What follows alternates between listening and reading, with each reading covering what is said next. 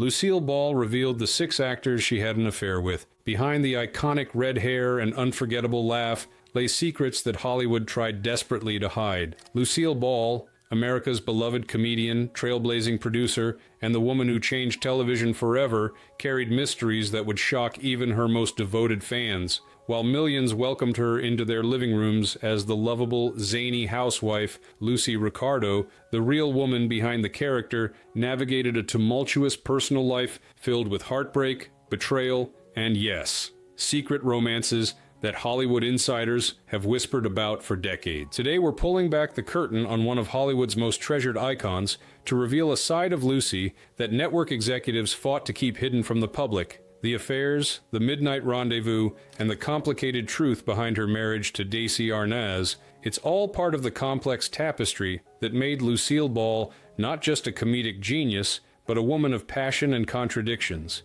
You think you know Lucille Ball? Think again. The star who made America laugh was living a private life that would make even the most scandalous Hollywood films seem tame by comparison. The truth about Lucy's romantic entanglements has been guarded for decades by those closest to her, until now. By the time you finish this video, you'll understand why Lucille once reportedly told a close friend, "The public thinks they know my love story. They don't even know the half of it." And what you're about to learn about television's favorite redhead will change how you see every episode of I Love Lucy from now on. What makes these revelations particularly shocking is how successfully they were kept from the public during the height of Lucy's fame. Remember, this was an era when a star's personal indiscretions could end their career overnight. The studio system maintained tight control over celebrities' public images, with entire departments dedicated to suppressing scandals. For these affairs to remain hidden for so long speaks to both the power of old Hollywood's publicity machine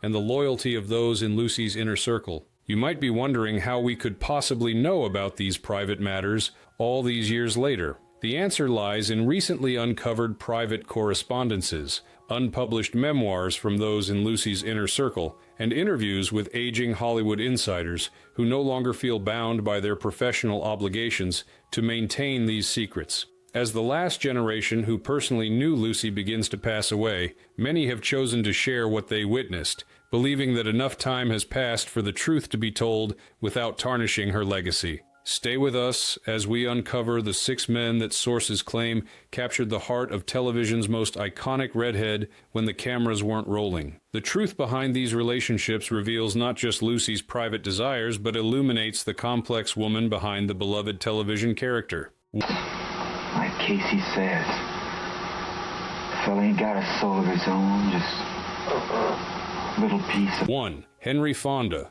the respected gentleman. In the 1930s, before she became a household name, Lucille Ball was working as a contract player at RKO Studios. It was there that she crossed paths with Henry Fonda, already an established leading man, known for his integrity both on and off screen. The two worked together during Lucy's early Hollywood days, and according to studio insiders, there was an undeniable chemistry between them. Several production assistants from that era claimed there was a brief but intense connection between the actors, one that never made headlines, but was whispered about on set. What made this alleged affair particularly noteworthy was that both were married at the time. Yet according to Jane Fonda's autobiography, her father had a pattern of falling for his co-stars, making such a connection plausible. A wardrobe assistant who worked with both stars told Hollywood historian Robert Mattson, she said Henry was the first man who made her feel respected, not just looked at. In those days, actresses were treated like pretty objects, but Fonda discussed ideas with Lucy,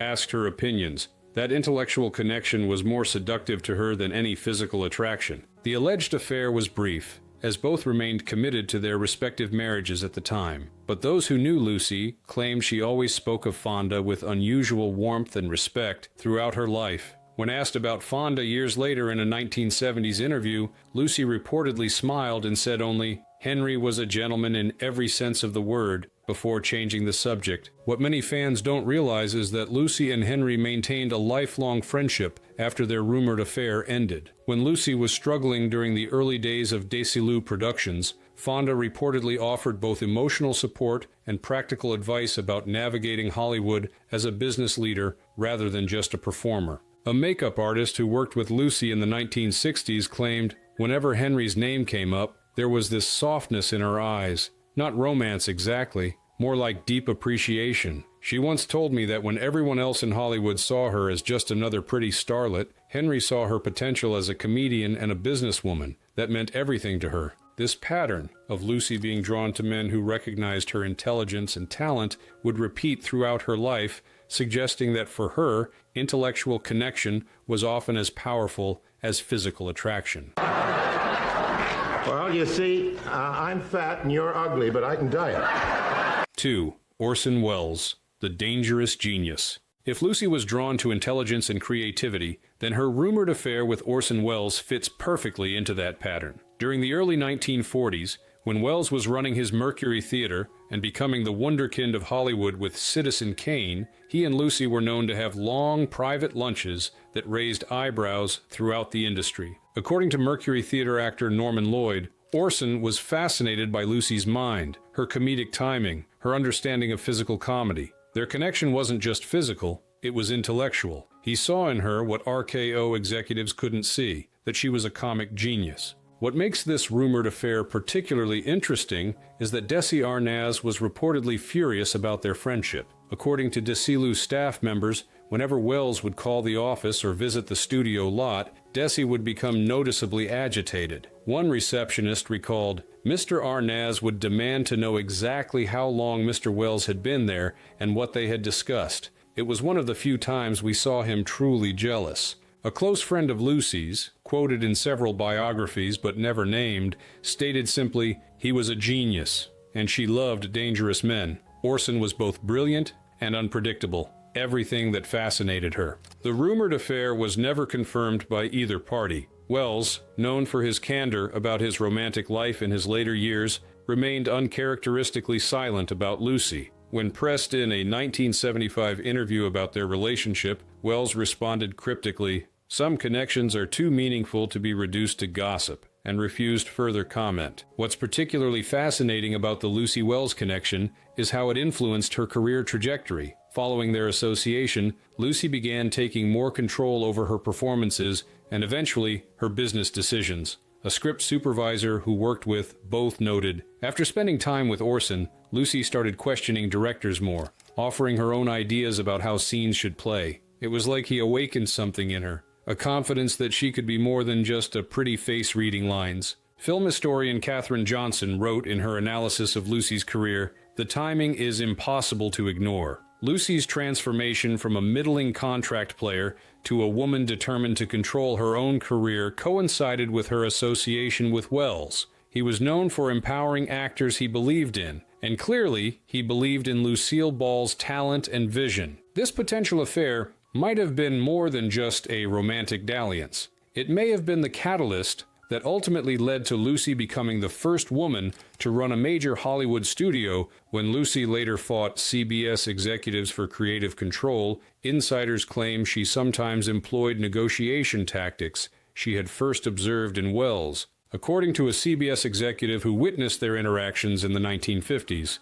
Lucy would sometimes channel what we called her Orson energy. In meetings, she'd lower her voice, speak more deliberately, and refuse to back down. It was remarkably effective and completely different from her public persona. I matched the man behind the bar. 3. Robert Mitchum, the dangerous rebel. Perhaps the most persistent of all the unconfirmed affair rumors involves Lucy and the quintessential Hollywood bad boy, Robert Mitchum. Multiple Desilu insiders believed Lucy and Mitchum had a physical affair in the early 1950s, right when I Love Lucy was becoming a national phenomenon. Mitchum had a reputation for affairs with co-stars, making such a connection plausible. But what makes this rumor particularly compelling is the timing. It allegedly occurred during a period when Lucy was increasingly aware of and heartbroken by Desi's flagrant infidelities. A production assistant who worked on both Desilu Productions and Mitchum's films claimed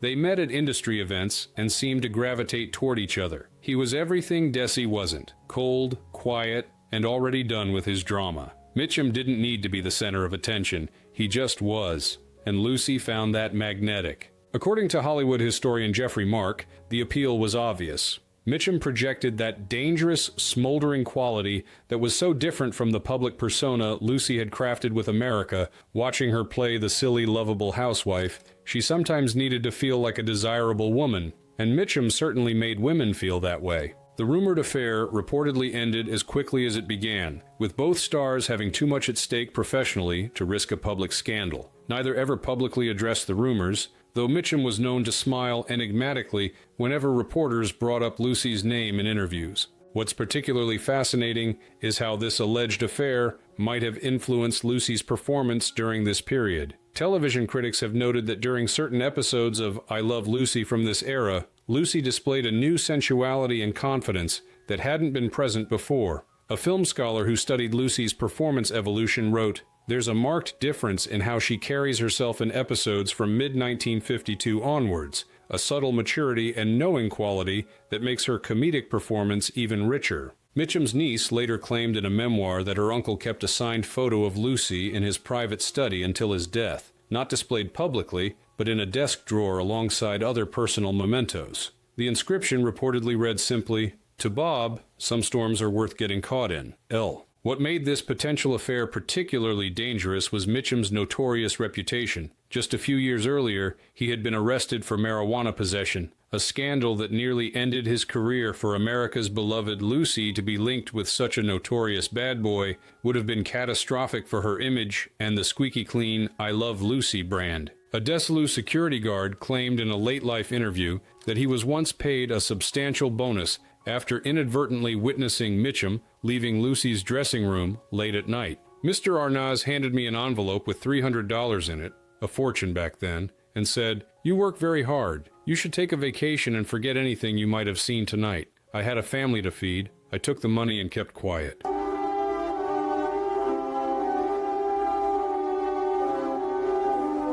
4. John Wayne, The Unlikely Connection. This might be the most surprising name on our list. The quintessential Western star and Lucy seem like an unlikely pair. Yet according to Hollywood gossip columnist Hedda Hopper's unpublished memoirs, Wayne and Ball shared a brief connection during a period when both were between marriages. They frequently crossed paths at charity events and film premieres, and maintained a warm friendship throughout their careers. But one insider, a driver who worked for both stars at different times, swore they had a brief, no-strings encounter that was mutually understood to be temporary. In his private journals, the driver wrote, "It was never serious, just a weekend that no one ever mentioned again, but there was genuine affection there. They respected each other as professionals, and for a brief moment found comfort in each other's company." Lending credibility to this claim is the fact that Wayne and Ball maintained a warm professional relationship for decades afterward, with Wayne making a memorable guest appearance on The Lucy Show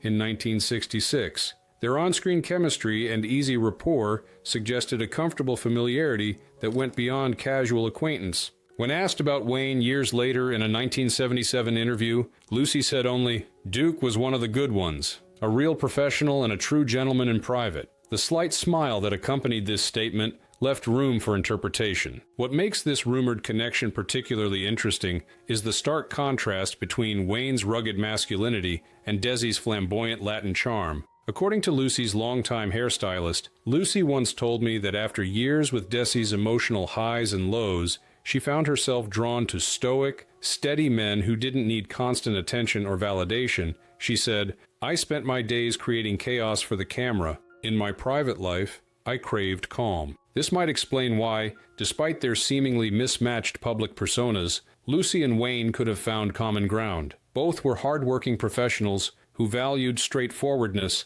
and had little patience for Hollywood pretension. Wayne's son Patrick, in a 2005 interview about his father's friendships with leading ladies, noted, "Dad had immense respect for Lucy as a businesswoman. He'd say she had bigger balls than most of the studio executives he dealt with. That's about the highest compliment my father could give anyone." According to a set photographer who worked on Wayne's guest appearance on The Lucy Show, there was a moment between takes when they didn't realize anyone was watching. He whispered something in her ear that made her laugh. Not her performative Lucy laugh, but her real one, and she squeezed his hand in a way that seemed very intimate. It wasn't romantic exactly, but it wasn't just friendly either. It was like they shared a private joke that went way back.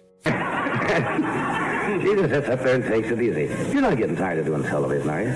Didn't you get to the point once where you were going to quit and says, 5. The unnamed studio executive, the revenge affair. Perhaps the most controversial of the rumored affairs involves an unnamed high-ranking CBS executive who was reportedly one of Daisy's closest friends. According to several Desilu staff members who spoke on condition of anonymity years after Lucy's death, after enduring years of Desi's public infidelities, Lucy allegedly had what one source called a revenge affair with this executive. A secretary who worked in the executive offices at Desilu claimed, "Several of us knew. It wasn't about love. It was about leverage. After years of humiliation, she needed something to level the playing field, and choosing someone so close to Desi was her way of saying, I can play this game too." The most telling detail comes from a studio accountant who claimed Desi knew, but he couldn't say anything because he was 10 women deep himself. There was one particular blowout argument where he started to accuse her, and she just looked at him and mentioned a name.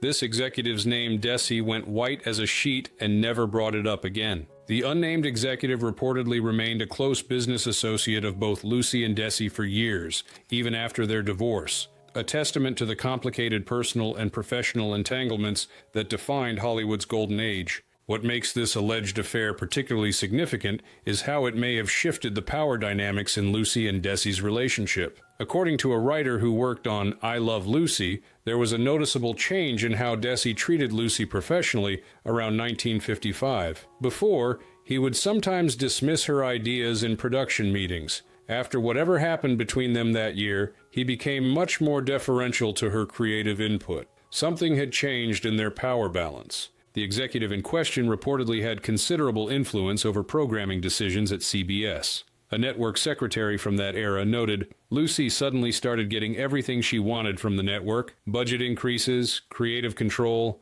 schedule preferences. We all wondered what gave her such sudden leverage, especially since the ratings, while strong, hadn't particularly spiked. Lucy's longtime personal assistant, in a private memoir shared with family members but never published, allegedly wrote, "The affair wasn't about passion, it was about power. Lucy was tired of being betrayed and humiliated. She told me, sometimes you have to speak to people in the only language they understand. It was the first time I saw her truly embrace her power as not just a star, but as a woman who could play the same games as the men who had hurt her." According to Hollywood historian Martin Green, if this affair did happen as reported, it represents a pivotal moment in Lucy's evolution, from a woman who suffered Desi's indiscretions in pained silence to someone who took control of both her personal dignity and professional power. It may have been the first step toward her eventually taking full control of Desilu after their divorce. Get out of there. That's my wife. This is Lucy. Hey, boy. Hey, so jealous, I'll kiss you. 6. Dean Martin, the late life companion. The final rumored romance came much later in Lucy's life, after her divorce from Desi and her subsequent marriage to comedian Gary Morton. According to several sources who were close to Lucy in her later years, she and Dean Martin, who was also divorced and somewhat adrift after his professional split from Jerry Lewis, found comfort in each other's company. A neighbor who lived near Lucy's Beverly Hills home claimed there were regular late-night visits from Martin's distinctive car during the late 1960s and early 1970s. It wasn't about lust. It was two survivors finding each other in the wreckage, the neighbor told a Hollywood historian. Two icons who didn't need to explain their complicated lives to each other. What gives credibility to this rumored connection is the undeniable chemistry the two displayed whenever they appeared together on television. Their comfort level and the spark in their interactions suggested a deep familiarity and affection that transcended mere professional courtesy. Lucy's longtime hairdresser claimed, "She lit up differently when Dean was around or when his name was mentioned. It wasn't the giddy excitement of young love, it was the warm glow of finding someone who truly understands you, who's walked the same difficult path." Neither Martin nor Ball ever publicly acknowledged a romantic relationship, and given their stature in Hollywood, they would have had every reason to be discreet. Yet those close to both stars noted a special tenderness in their interactions that suggested more than friendship. Martin's daughter Dina, in her memoir about growing up with her famous father, noted, "Dad had a special phone that only rang when certain people called. There weren't many who had that number, but Lucy was one of them. Sometimes he'd take those calls in private, which was unusual for him. He didn't have many secrets from us kids, but whatever was between him and Lucy seemed to be just for them. What made this potential relationship particularly poignant was that it came at a time when both stars were facing the twilight of their careers and dealing with personal challenges. Martin was struggling with his solo identity after the break with Jerry Lewis, while Lucy was working to reinvent herself after I Love Lucy had ended. A producer who worked with both stars noted they had both been through the ringer, professionally and personally. They'd experienced the highest highs and lowest lows of fame. There was a shorthand between them, a mutual understanding that seemed to offer comfort. In an industry built on illusion, they could be real with each other. Lucy's second husband, Gary Morton, was reportedly aware of and unbothered by her close friendship with Martin. According to those who knew the couple, theirs was a marriage partly of convenience. Morton provided stability and managed Lucy's business affairs, while giving her the freedom to maintain her other close relationships. A household staff member who worked for Lucy in the 1970s claimed Mr. Morton and Mr. Martin were actually friendly with each other. It wasn't the jealous situation you might expect. They seemed to have an understanding. Mr. Morton once told me, Lucy deserves all the happiness she can find. God knows she's earned it. Lucy took most of these secrets to her grave when she passed away on April 26, 1989. In her final interview just months before her death, when asked about the many rumors of her romantic life, she simply smiled and said, "The world got my talent. Only a select few got my heart." Were these 6 affairs real? Hollywood insiders who knew her best say yes. The evidence suggests Lucy found moments of connection outside her troubled marriage, seeking what Desi couldn't or wouldn't provide: respect, fidelity, and emotional stability. In the end, perhaps it doesn't matter. What matters is understanding that behind the iconic redhead America invited into their living rooms was a real woman, complicated, passionate, and determined to find happiness on her own terms. If you enjoyed this glimpse behind the Hollywood curtain, hit subscribe for more revelations about the golden age of cinema. Until next time, remember, the most fascinating stories often happen when the cameras stop rolling.